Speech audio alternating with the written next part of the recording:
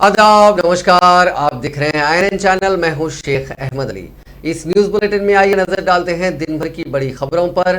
रियासती हुकूमत ने इंटरमीडिएट साल अव्वल के तमाम नाकाम तुलबा को कामयाब करार दिया है। इस सिलसिले में वजीर तालीम पी सबिता इंदिरा रेड्डी ने एक पुरहुजूम प्रेस कॉन्फ्रेंस से खिताब करते हुए कहा कि हुकूमत ने साल अव्वल में नाकाम तमाम तुलबा को कामयाब बनाने का फैसला किया है। इन तमाम तुलबा को मिनिमम 35 मार्क्स देते हुए कामयाब कर दिया जाएगा। वाज़ेह है कि इंटरमीडिएट साल अव्वल के नतायज गुज़िश्ता हफ्ते जारी किए गए थे, जिनमें 49% तुलबा कामयाब करार दिए गए और 51% तुलबा नाकाम हो गए थे। इन तमाम नाकाम तुलबा को हुकूमत के इस फैसले के बाद कामयाब करार दिया जाएगा, जिनकी तादाद 2,30,000 से ज़ायद बताई गई। वज़ीर तालीम ने कहा कि कोरोना की वजह से शोबे तालीम को काफ़ी मुश्किलात का सामना है। तुलबा क्लासरूम की तालीम से महरूम हो रहे हैं, तमाम ऑनलाइन तरीक़ेकार पर तुलबा को तालीम का नज़्म किया गया था। दूरदर्शन के जरिए निसाब को मुकम्मल करने के इक़दाम किए गए। व्हाट्सएप ग्रुप तश्कील देते हुए तुलबा को तालीम भी फराहम की गई। 9वीं और 10वीं जमात के तुलबा को इम्तिहानात के बगैर कामयाब करार दिया गया। उन्होंने कहा कि तुलबा की ज़िंदगियों में इंटरमीडिएट की तालीम काफ़ी अहमियत की हामिल होती है। इसी तालीम के ज़रिए वो आला पेशा वाराना तालीम में आगे जा सकते हैं। उन्होंने कहा कि इंटर के तुलबा पर खुसूसी तवज्जो देते हुए टी-सेट और दूरदर्शन पर तालीम फराहम की गई। 1 महीने का वक्त देकर उनके लिए इम्तिहानात मुनक्किद किए गए थे। उन इम्तिहानात में 4,50,000 से ज़ायद तुलबा ने शिरकत की। 10,000 से ज़ायद तुलबा ने 95% निशानात हासिल किए। नतीजा 49% रहा, लेकिन तुलबा की तशवीश और सरपरस्तों की ख्वाहिश पर हुकूमत ने तमाम नाकाम तुलबा को कम से कम 35 निशानात देते हुए तमाम तुलबा को कामयाब करने का फैसला किया। उन्होंने इंटर साल अव्वल के तमाम कामयाब तुलबा को मशवरा दिया कि वो साल दुवम में ज़्यादा से ज़्यादा निशानात हासिल करने की कोशिश करें और तुलबा इस गलत फहमी का शिकार ना हो कि इंटरमीडिएट साल दुवम में भी एहतजाज करने से कामयाब कर दिया जाएगा। इंटरमीडिएट के इम्तिहानात वक्त पर मुनक़िद करने के इक़दाम किए जाएंगे। వాళ్ళందరినీ కూడా గ్రామ పంచాయతీలలో లేదంటే పక్కనున్న స్టూడెంట్కి అటాచ్ చేసి వాళ్ళందరూ కూడా ఈ క్లాసెస్ అన్ని కూడా చూసేటట్టు నిర్ణయం తీసుకోవడం జరిగింది రాష్ట్ర ప్రభుత్వం తరఫున. దాంతోపాటు వాట్సాప్ గ్రూప్స్ కూడా క్రియేట్ చేయడం జరిగింది. అటు 10th క్లాస్ లోపల ఉన్న స్టూడెంట్స్కి మనం వాట్సాప్ గ్రూప్స్ క్రియేట్ చేస్తున్నాం, ఇంటర్మీడియట్ స్టూడెంట్స్కి వాట్సాప్ గ్రూప్స్ క్రియేట్ చేసినాం. వాట్సాప్ గ్రూప్స్ ద్వారా కూడా పిల్లలకి, టీచర్స్కి, పిల్లలకి, లెక్చరర్స్కి టచ్లో ఉండేటట్టు గ్రూప్స్ క్రియేట్ చేసి ఎవరి స్టూడెంట్స్ని వాళ్ళు ఫాలోఅప్ చేయాలనే దాంట్లో ప్రత్యేకమైన చర్య తీసుకోవడం జరిగింది. 9th క్లాస్ ఎగ్జామ్ రాసిన పిల్లల్ని కరోనా నేపథ్యంలో 10th అప్గ్రేడ్ చేశాం. 10th ఎగ్జామ్ రాయాల్సిన పిల్లల్ని ఇదే కరోనా నేపథ్యంలో 10th అప్గ్రేడ్ చేసి ఇంటర్మీడియట్ పంపించున్నాం. ఇంటర్మీడియట్ సెకండ్ ఇయర్ ఉన్న పిల్లలు ఎగ్జామ్ రాయాల్సిన సందర్భంలో వాళ్ళని కూడా పాస్ చేస్తూ ఇంటర్మీడియట్ సెకండ్ ఇయర్ స్టూడెంట్స్కి బ్యాక్లాగ్స్ ఉన్నా కూడా వాళ్ళని కూడా పాస్ చేస్తూ వాళ్ళని ప్రమోట్ చేయడం జరిగింది. ఈ నేపథ్యంలో ప్రతి విద్యార్థికి కూడా టర్నింగ్ పాయింట్ ఏదంటే ఇంటర్మీడియట్. ఆ ఇంటర్మీడియట్ వచ్చిందంటే డెఫినెట్గా పేరెంట్స్ అటెన్షన్ ఇస్తారు, ఇటు కాలేజీలలో లెక్చరర్స్ కూడా అటెన్షన్ ఇచ్చి ప్రతి మనిషి జీవితానికి టర్నింగ్ పాయింట్గా భావిస్తూ ఉంటాం ఇంటర్మీడియట్ అనేది. సో అలాంటి ఇంటర్మీడియట్ని దేశ స్థాయిలో ఉన్నతమైన విద్య అందాలనే ప్రయత్నం ఒకటి, మన రాష్ట్రంలో ముఖ్యమంత్రి గారి ఆదేశంతో ఈరోజు వాళ్ళకి ఉచితంగా ఇవ్వడం ఒకటి, ఇంటర్మీడియట్లో చదువుతున్న పిల్లలకి ఉచితంగా బుక్స్ ఇవ్వడం ఒకటి. దీంతో పాటు ఇంటర్మీడియట్ సంబంధించి నిర్ణయాలు తీసుకుంటున్న సందర్భంలో ఈ రాష్ట్ర ప్రభుత్వం, కేసీఆర్ గారి ప్రభుత్వం వచ్చిన తర్వాత ముఖ్యంగా విద్య మీద ప్రత్యేకమైన దృష్టి పెట్టి పేద, బడుగు, బలహీన వర్గాలకు సంబంధించిన పిల్లలకి మంచి విద్య అందించాలనే ప్రయత్నంలో భాగంగా గురుకులాలు ఏర్పాటు చేసుకున్నాం. మనం పిల్లలు ఉన్నారో వాళ్ళందరినీ కూడా గ్రామ పంచాయతీలలో లేదంటే పక్కనున్న స్టూడెంట్కి అటాచ్ చేసి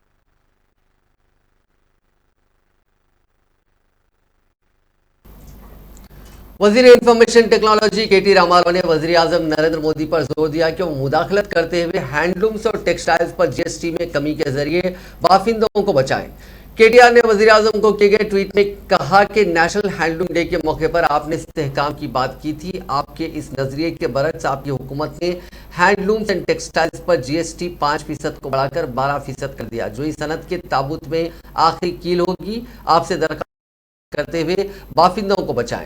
गुज़िश्ता इतवार को केटीआर ने मरकजी वजीर पार्चाजात पीयूष गोयल को मकतूब रवाना करते हुए हैंडलूम्स और टेक्सटाइल्स पर जीएसटी में इजाफे के फैसले से दस्तबरदारी की ख्वाहिश की थी। मरकज ने हैंडलूम्स और टेक्सटाइल्स के 5% जीएसटी को बढ़ाकर 1 जनवरी से 12% करने का फैसला किया है।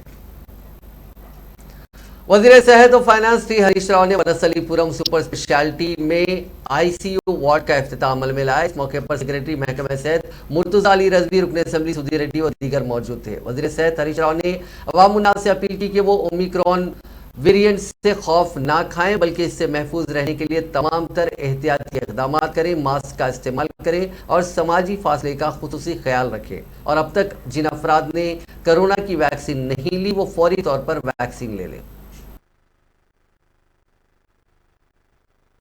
కరోనా సెకండ్ వేవ్ సందర్భంగా హైదరాబాద్ నగరంలో మరిన్ని అదనపు పడకలు ఏర్పాటు చేయాలని చెప్పి ప్రత్యేకంగా నిధులు మంజూరు చేయడం జరిగింది. సో సెకండ్ వేవ్ లో గౌరవ ముఖ్యమంత్రి గారు భవిష్యత్తులో థర్డ్ వేవ్ వచ్చినా కూడా ఎలాంటి ఇబ్బంది లేకుండా ఉండాలని చెప్పి హైదరాబాద్ లో కొత్తగా మరో 1400 పడకల యాడ్ చేయాలని చెప్పి ప్రభుత్వం నిర్ణయం తీసుకుంది. అందులో 800 పడకలు నీలోఫర్లో యాడ్ చేస్తున్నాం. మరో 6 ఆసుపత్రులు ఇవాళ వనస్థలీపురంలో ఎట్లయితే ప్రారంభం చేసుకున్నామో గోల్కొండ కానీ వనస్థలీపురం కానీ కొండాపూర్ కానీ ఇట్లా ఒక్కొక్క ఆసుపత్రిలో 100 పడకల చొప్పున 600 నూతన పడకలను ఆక్సిజన్ సౌకర్యంతో ఐసీయూ సౌకర్యంతో అధునాతన సౌకర్యాలతో ఈ ప్రారంభం చేసుకోవడం జరుగుతూ ఉంది. దాంట్లో భాగంగా ఈరోజు వనస్థలీపురంలో 100 పడకల కొత్త భవనాన్ని సముదాయాన్ని ఈరోజు మనం ప్రారంభం చేసుకోవడం జరిగింది.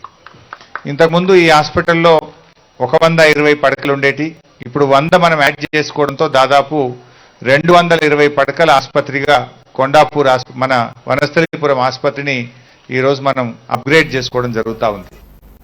रियासती हुकूमत ने मुलाजिमीन के तबादलों और तैनाती के सिलसिले में नए गाइडलाइंस जारी करते हुए उन्हें हिदायत दी कि ये अमल अंदरून 7 दिन मुकम्मल किया जाए। नए जोनल सिस्टम और इलाके की बुनियाद पर आला ओहदेदार तबादलों और तैनाती के अमल को मुकम्मल करेंगे। हुकूमत ने अपने गाइडलाइंस में कहा कि उसने मुलाजिमीन के तबादलों और जोन्स के ऑप्शंस के लिए 3 दिन दिए हैं। जिले सतह पर कलेक्टर इस सिलसिले में सरकारी कमेटी के सरबराह होंगे। हुकूमत ने जिले सतह पर तबादलों के लिए अलहदा गाइडलाइंस जारी किए हैं।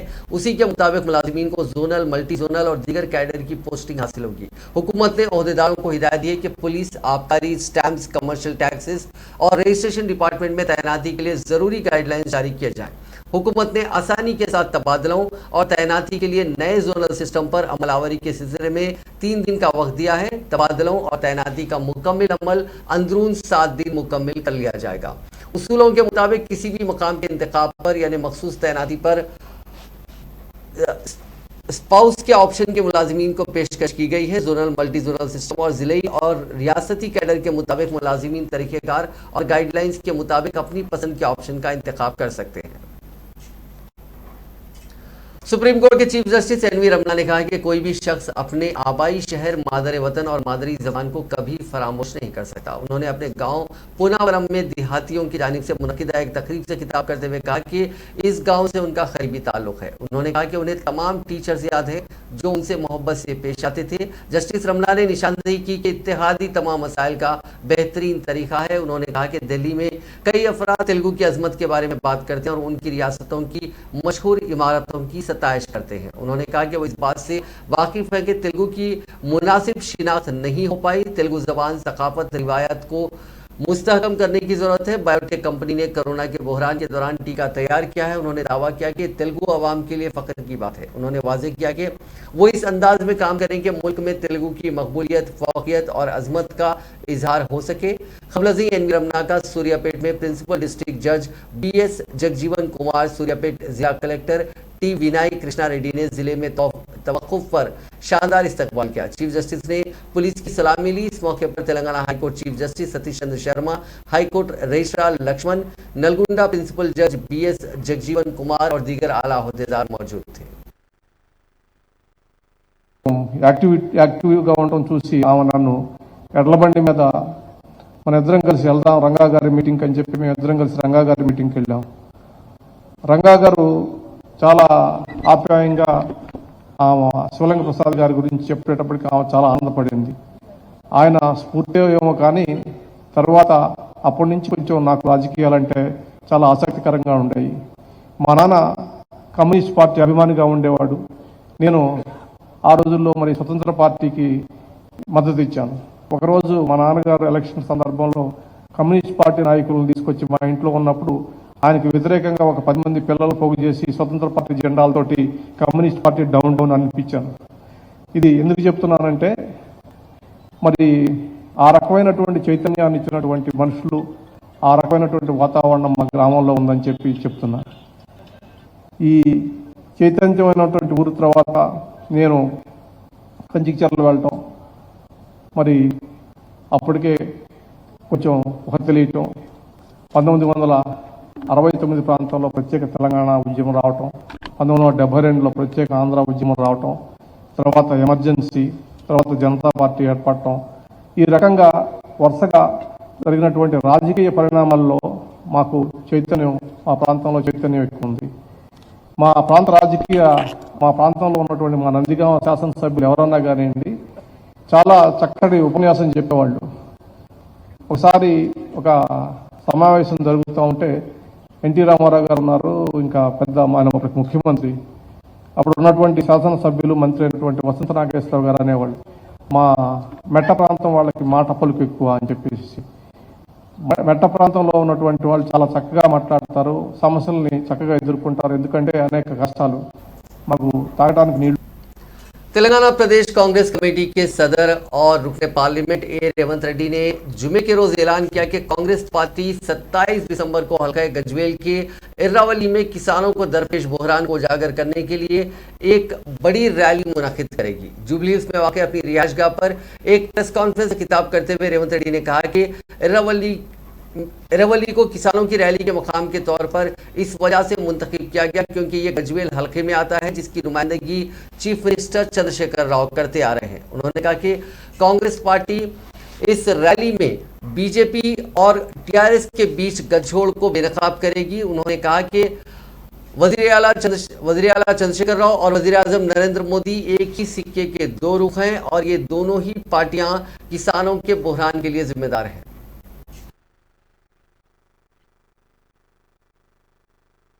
గజ్వేల్ నియోజకవర్గంలో ఎర్రవల్లిలో డిసెంబర్ 27 నాడు మధ్యాహ్నం 2 గంటలకు రచ్చబండ కార్యక్రమాన్ని చేపట్టబోతున్నాం.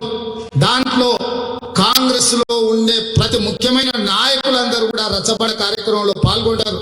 నేను స్వయంగా పిసిసి అధ్యక్షుడిగా రైతు సమస్యల మీద రాష్ట్ర కేంద్ర ప్రభుత్వాలను నిలదీయడానికి, రైతుల చావులకు, రైతుల కష్టాలకు, కన్నీళ్లకు కారణం రాష్ట్ర కేంద్ర ప్రభుత్వాలు, నరేంద్ర మోడీ, కేసీఆర్ గారు అని వాళ్ళకి వివరించి చెప్పడానికి రచ్చబండ కార్యక్రమంలో పాల్గొనబోతున్నాం.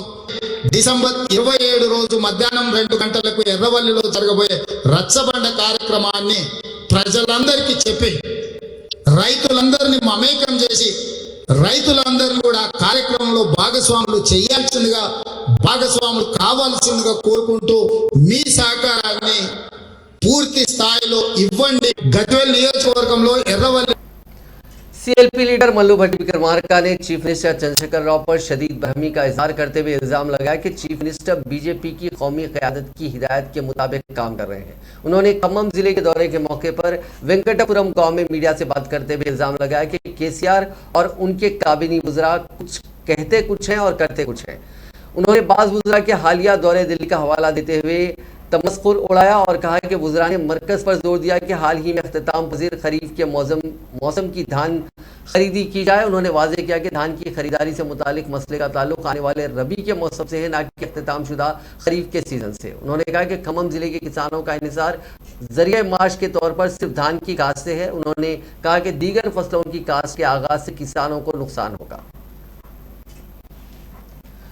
बीजेपी के रुकने पार्लियामेंट धर्मपुरी अरविंद ने धमकी दी है कि उनकी पार्टी कॉमेडियन मुनव्वर फारूकी को हैदराबाद में शो करने नहीं देगी। कॉमेडियन ने ऐलान किया था कि वो अगले माह रियासती दारुल हुकूमत में अपना शो करने जा रहे हैं। तमाम बीजेपी के रुकने पार्लियामेंट ने वज़ीर बल्दी नज़्म केटी रामाराव को कर्नाटक में ममनुआ शो करने वाले कॉमेडियंस का खैर मकदम करने के खिलाफ इंतबाह दिया। मीडिया से बात करते हुए अरविंद ने कहा कि क्या केटीआर इंसान है। उन्होंने कहा कि मुनव्वर फारूकी ने सीता देवी पर लतीफा सुनाया था।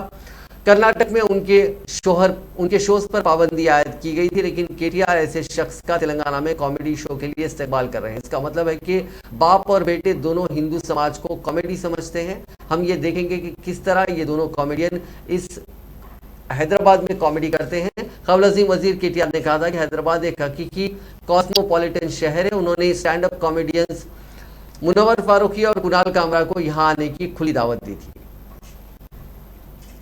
बल्दी हुकाम ने मणिकुंडा की वेंकटेश्वरा कॉलोनी में गैर मजाज तामीरात के इंतजाम का काम किया। बल्दी अहदेदारों ने इजाजत के खिलाफ वर्जी करते हुए इजाफी तौर पर तामीर करदा मंजिलों की निशानदही करते हुए उनको मुनहदम कर दिया। कबल इस माह के अवाइल में हमडा ने बल्दी कमिश्नर्स को हिदायत दी थी कि इसके हुदूद की गैर मजाज तामीरात को मुनहदम करते हुए 30 दिसंबर तक हुकूमत को एक्शन रिपोर्ट पेश करे। हुकूमत के इल्म में इस बात को लाया गया कि कई गैर मजाज तामीरात का काम किया गया। अपार्टमेंट्स, गेटेड कम्युनिटीज और शहर के लेआउट्स में इजाफी मंजिलों की तामीर का काम HMDA से इजाजत के बगैर अंजाम दिया गया, जिसके बाद तमाम बल्दियात के कमिश्नर्स को हिदायत दी गई थी कि वह ऐसी इमारतों की निशानदही करते हुए गैर मजाज तामीरात को मुनहदम कर दें। न्यायवादी परिषद तेलंगाना यूसुफगुड़ा NIMSME कैंपस में 2 रोजा नेशनल काउंसिल मीटिंग बराए अखिल भारतीय अभिवक्ता परिषद का इनेकाद 26 और 27 दिसंबर को अमल में आ रहा है, जिसमें सुप्रीम कोर्ट के जज अब्दुल नजीर, हाई कोर्ट के जज राजशेखर रेड्डी बहैसियत मेहमान खुसूसी शिरकत कर रहे हैं। इस मीटिंग में मुल्क की हर रियासत और यूनियन टेरिटरी से वकला शिरकत करेंगे। इस सिलसिले में परिषद के अहदेदारों ने तफसीलात नुमाइंदे INN बाखरी को तफसीलात से वाकिफ करवाया। अधिवक्ता परिषद वो 2 दिन की नेशनल काउंसिल मीटिंग कर रहे हैं हैदराबाद में। ये कार्यक्रम में ये 2 दिन का समारोह में एक टॉपिक हमने लिया है, ये तो डीकॉलोनाइजेशन ऑफ इंडियन लीगल सिस्टम। इसके बारे में पहले भारत का सर्वोच्च न्यायालय के प्रधान न्यायाधीश इसमें he has given a call। ये डीकॉलोनाइजेशन ऑफ इंडियन लीगल सिस्टम और जुडिशियल सिस्टम के कॉल दिया था। अधिवक्ता परिषद इसके बारे में सोच के arrange so many different type का प्रोग्राम इसके सोच के पूरा देश में, सारा देश में इसका डिस्कशन चलेगा। ये डीकॉलोनाइजेशन के बारे में पूछ रहे हैं, क्या डीकॉलोनाइजेशन हो चाहिए। हम तो nearly 200 years, more than 200 years we have been under the rule of British। बाद में क्या हमको स्वातंत्र मिल गया, हम तो वो ब्रिटिश सिस्टम की फॉलो कर रहे हैं। हमारा देश की संस्कृति और नेचर लेके हमको लीगल सिस्टम में हमने कुछ नहीं बदलाव लाया है। इसलिए हम थोड़ा सुझाव देख के, योचन करके, सोच करके, डिबेट करके, डिस्कशन करके हम निर्णय लेना है इसमें क्या बदलाव चेंजेस लाना है। ये चर्चा दिसंबर 25 से चालू हो जाएगा, 26-27 में चालू हो जाएगा। पूरा 1 वर्ष सारा देश में अधिवक्ता परिषद के सभी राज्यों पर, जिला तक, तालुका केंद्रों में इसका डिस्कशन चलेगा। उसमें रिटायर्ड हाई कोर्ट जजेस, retired Supreme Court judges, legal experts, and those who have been working in university, we have called them, requested them to contribute to improve our the plans and also contribute and suggest how to decolonize Indian legal system. I request my learned friend to continue this one. Akhil Bharatiya अधिवक्ता परिषद का राष्ट्रीय परिषद की बैठक 26 दिसंबर से शुरू होगी। यह बैठक 2 दिनों तक चलेगी। इसमें देश के सभी प्रांत से सभी टेरिटरी के एडवोकेट आते हैं और डिस्कशन करते हैं। हमारा जो थीम टॉपिक है इस बार का राष्ट्रीय परिषद बैठक में, वो भारतीय न्याय व्यवस्था भी उपनिदेशीकरण पे है, डीकॉलोनाइजेशन ऑफ इंडियन लीगल सिस्टम। कुछ दिनों पहले भारत के मुख्य न्यायाधीश रमन्ना जी ने बोला था बेंगलोर में कि हमें न्याय व्यवस्था में भारतीयता की ज़रूरत है। तो इस संदर्भ में भारतीयता मतलब कहने का मतलब है कि हमारे न्याय व्यवस्था में कुछ न कुछ भारतीयता नहीं है, कुछ न कुछ कॉलोनियल सिस्टम है। तो उसको डीकोलोनाइज करने के लिए उन्होंने एक संदेश दिया था। तो आगे बढ़ाते हुए हम लोग इस पे चर्चा करने के लिए हैदराबाद में जुटे हैं और इस पे चर्चा करेंगे और इस चर्चा से जो निकलेगा वो पूरे देश भर में हम लोग विस्तारित करने का कोशिश करेंगे। अब एक बड़ी खबर, इंडियन एयरफोर्स का एक मिग-21 लड़ाकू तैयारा जुमे की रात राजस्थान के जैसलमेर के पास क्रैश हो गया। इस हादसे में पायलट की मौत की खबर है। जराये के मुताबिक जिस जगह जेट गिरा वो सुदासरी डेजर्ट नेशनल पार्क में है और पाकिस्तान बॉर्डर के पास है। ये एरिया आर्मी के कंट्रोल में है, इसीलिए वहां किसी को जाने नहीं दिया जा रहा है। ये प्लेन लगभग 8:30 बजे क्रैश हुआ। इसके पायलट अपनी रेगुलर उड़ान पर थे। हादसे की जगह जैसलमेर से करीब 70 किलोमीटर दूर है। मौके पर पुलिस और फायर ब्रिगेड पहुंच गई है। अब नजर डालते हैं कोरोना से जुड़े आंकड़ों पर। पिछले 24 घंटों में रियासत भर में कोरोना के 35,037 टेस्ट किए गए, जिसमें 162 अफराद मुस्बित पाए गए। इसी दौरान एक और फर्द की स्मोजी वायरस की वजह से मौत हो गई, जबकि पिछले 24 घंटों में 210 अफराद ने कोरोना को मात दी है। लेकिन रियासत में अब भी 3,547 अफराद का कोरोना का इलाज जारी है। एक ऐसे वक्त जबकि हुकूमत की जानिब से 100% टीका अंदाजी को यकीनी बनाने के इकदाम किए जा रहे हैं, ऐसे में बाज़ अफराद की जानिब से वैक्सीन लेने से इनकार किया जा रहा है, जिससे तिब्बी अमले को काफ़ी मुश्किलात का सामना करना पड़ा है। ताज़ा तौर पर एक वाक़या ज़िले नलगुंडा में पेश आया, जबकि हालिया चंद दिनों में तकरीबन 3,000 अफराद ने वैक्सीन लेने से इनकार कर दिया। माफ कीजिएगा, 3 अफराद ने वैक्सीन लेने से इनकार कर दिया। वाक़या जिले के चिंडूर में पेश आया। इस शख्स की शिनाख्त गोपाल के तौर पर की गई। गोपाल को टीके पर कई शुबहात थे, जिसके पेश नज़र उसने टीका ना लेने का फैसला किया। उसका मानना था कि टीका लेने से उसको मुश्किल होगी। उसने ये भी कहा कि उसने बचपन से एक भी इंजेक्शन नहीं लिया। उसने टीका देने के लिए पहुंचे अमले से टीका लेने से साफ इनकार कर दिया और कहा कि वो मर जाएगा लेकिन टीका नहीं लेगा। बाद अज़ां उसकी जिद के आगे तिब्बी अमला झुक गया और टीका दिए बगैर ही वहां से चला गया। श्रीलंका के वज़ीर आज़म महिंद्रा राजापक्से ने तिरुमला में पूजा की। वो अपनी अहलिया के साथ मंदिर पहुंचे, जहां उनकी आमद पर पुजारियों ने उनका इस्तकबाल किया। वज़ीर आज़म के तौर पर राजापक्से का मंदिर में यह दूसरा दौरा था। बेगमपेट में पेश आए सड़क हादसे में एक तेलुगु सहाफ़ी हलाक हो गया। इसकी शिनाख्त तेलुगु के एक मकामी अखबार के वेब एडिशन में सब एडिटर के तौर पर खिदमत अंजाम देने वाले मधुसूदन के तौर पर की गई। पुलिस ने बताया कि जुमे की सुबह वो अपने 2 व्हीलर पर दफ्तर जा रहा था कि तेज रफ्तार लॉरी ने उसकी बाइक को टक्कर दे दी। हादसा इतना शदीद था कि वो बरसरे मौका हलाक हो गया। ऑक्टोपस, लॉ एंड ऑर्डर और ट्रैफिक पुलिस ने मिलकर नामपल्ली क्रिमिनल कोर्ट में दहशतगर्द हमले के खिलाफ एक मॉक ड्रिल किया। इस मॉक ड्रिल का मकसद ये बताना था कि अगर दहशतगर्द हमला होता है तो उससे मुकाबला कैसे किया जाए। इसमें यह बताया जाता है कि आवाम की जान ऐसे हमलों में कैसे बचाई जाती है।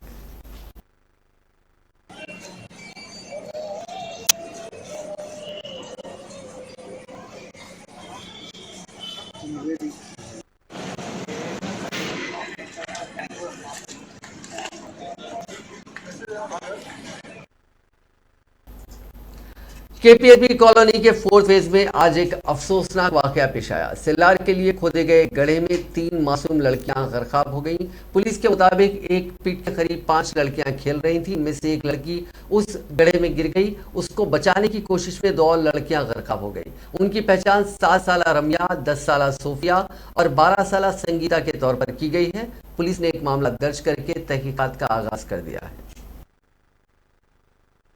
अरे इनकी बच्ची अभी अंदर 2 लोग क्या गए।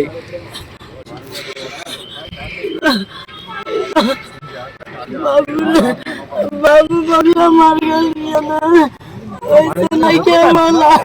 अब बाप रे बाप, बोलिए किधर पता नहीं किस तरह क्या कर रहे कि बाथरूम करने के लिए कि खेलने के लिए आई, किस तरह से आई हम देखे नहीं। और रोज आते तो बोलते तेरी मत जाओ उधर। हेलो, आज उन लोग कार ले गए, कपे गिर गए, वो चुप बोले नहीं। बच्चे 3 बच्चे तीन बच्चे हैं। क्या नाम है उनका नाम क्या है? रम्या, सोफिया, संगीता। किसने बताया पर नब्या वही जाकर बताई थी मम्मी। कितने समय का है ये इंसिडेंट? नलगुंडा जिले में एक शख्स ने अपने बच्चों को जहर देने के बाद खुदकुशी कर ली। अफसोसनाक वाकया जिले के नवनावत तांडे में पेश आया। बताया जाता है कि किशन नामी शख्स जो ऑटो ड्राइवर के तौर पर काम करता था, उसकी बीवी से झगड़े हो रहे थे। कल वो झगड़े के बाद अपने दोनों बच्चों को लेकर निकल गया। उसने खेत में जाकर अपने दोनों बच्चों 8 साल हर्षवर्धन और 6 साल अखिल को कोल्ड ड्रिंक में जहर मिलाकर दे दिया और बादशाह करीबी दरख्त से फांसी लेकर खुदकुशी कर ली। मकामी अफराद ने पुलिस को इस बात की इत्तला दी, जिसके बाद लाशों को पोस्टमार्टम के लिए सरकारी दवाखाना मुंतकिल कर दिया गया। बताया जाता है कि उसने अपनी बीवी के किरदार पर शुबा किया था और उसको यकीन था कि उसकी बीवी के दूसरे शख्स के साथ नाजायज ताल्लुकात हैं। उसी बुनियाद पर शोहर और बीवी में अक्सर झगड़े हुआ करते थे। टास्क फोर्स वेस्ट जोन की एक टीम और गोलकुंडा पुलिस ने 8 रुकनी टोली को गिरफ्तार कर लिया, जो आधार कार्ड को अपडेट करने या आधार इंदराज के लिए बर्थ सर्टिफिकेशन में जालसाजी कर रहे थे।